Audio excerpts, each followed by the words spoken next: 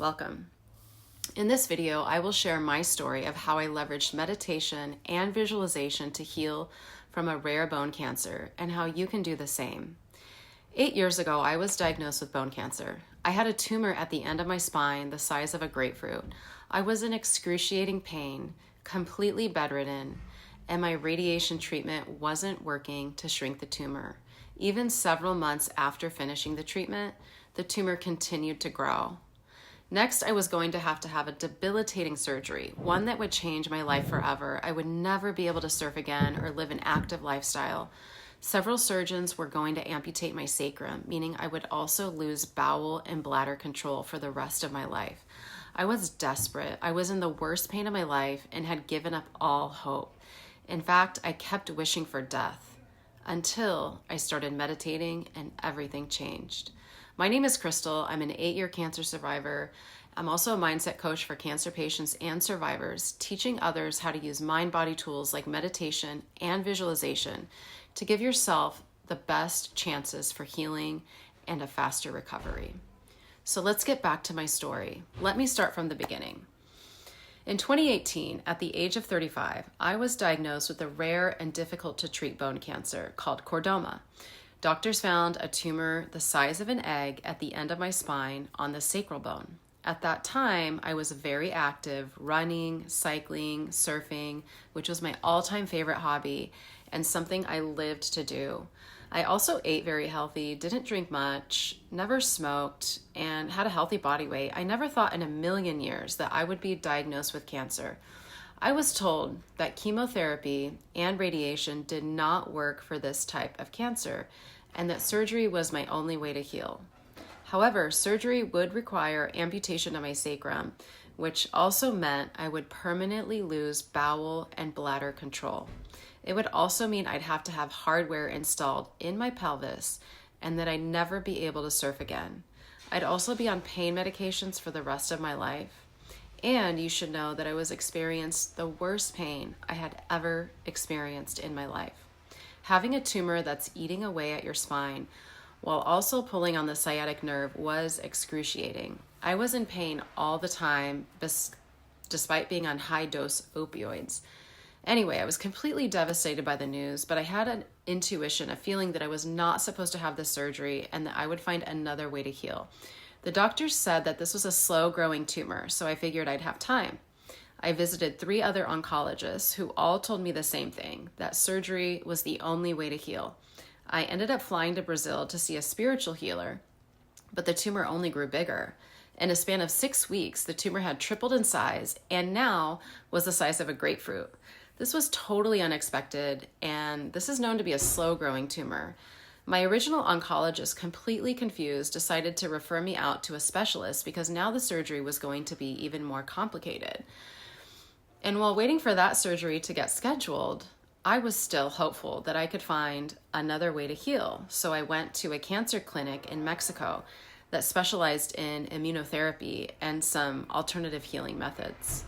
I stayed there for 3 weeks, but the tumor continued to grow. And as the tumor continued to grow, I started to experience more and more pain. It got so bad that I was no longer able to walk, stand, or even sit. I had to move in with my parents. My mom took care of me full time. Still, I was waiting for my surgery to get scheduled. By now, I was in so much pain that I just wanted to have the surgery because anything is better than this pain.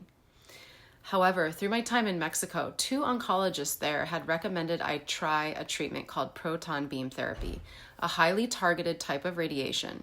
Even though radiation typically doesn't work for this type of cancer, it's been shown that high doses of proton beam radiation can be effective in about 80% of patients. But I was also told that if I went the radiation route, I might not be able to get the surgery if it doesn't work because the skin will be too damaged from the radiation.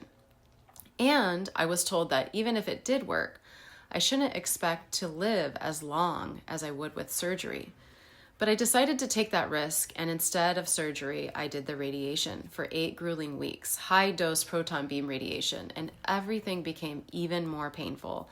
It felt as if someone was tasing me from the inside and then taking a baseball bat and hitting my lower back and buttock area over and over again.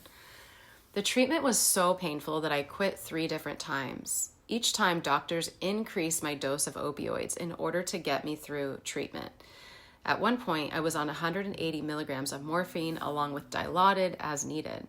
But the tumor kept growing all throughout my treatment and for several months afterwards. It was becoming clear that I was going to have the surgery. I was all out of options. And with that realization, I went into a deep, dark hole. I was in tremendous pain, had done all these things, and nothing had worked. And with this surgery, my life would never be the same. I remember at that time being so full of fear, anxiety, and depression. I remember praying at night not to wake up in the morning. I just wanted to die. I felt like I couldn't take this pain anymore.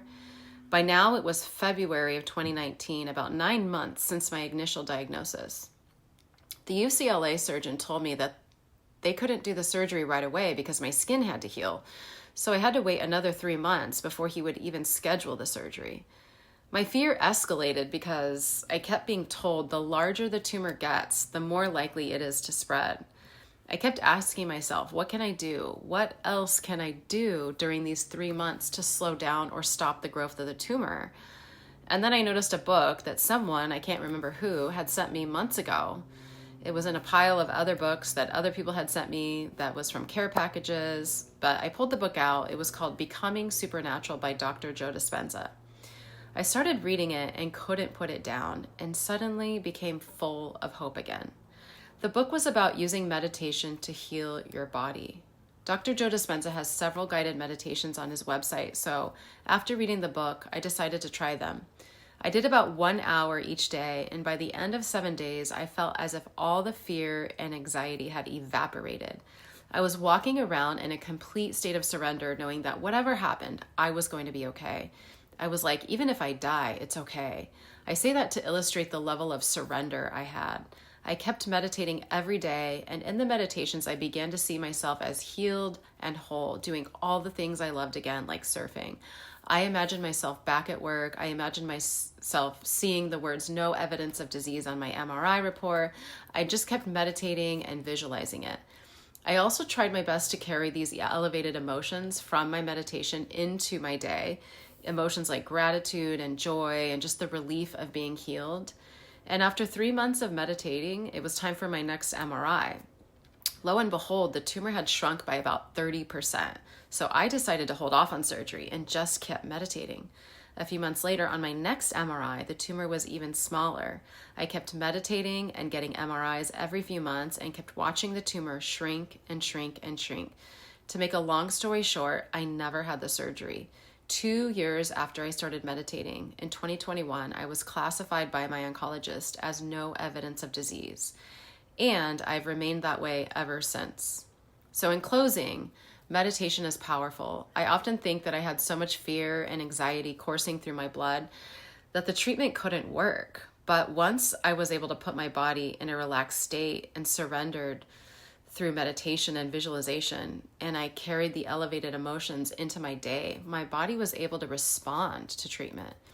If you're a cancer patient or survivor who's dealing with a lot of anxiety and fear, know that you can always use tools like meditation to put your body in a state of relaxation, and that may lead to better outcomes or a better response to treatment. I plan to create more videos and tools like how meditation and visualization can help us heal, the science behind it, and how you can get started. But in the meantime, I recommend checking out Dr. Joe Dispenza, who has already amazing guided meditations aimed at healing on a profound level. I hope you enjoyed this video. Thank you for listening, and let me know your thoughts in the comments. And make sure to hit the notification button and subscribe to get notified when new videos come out.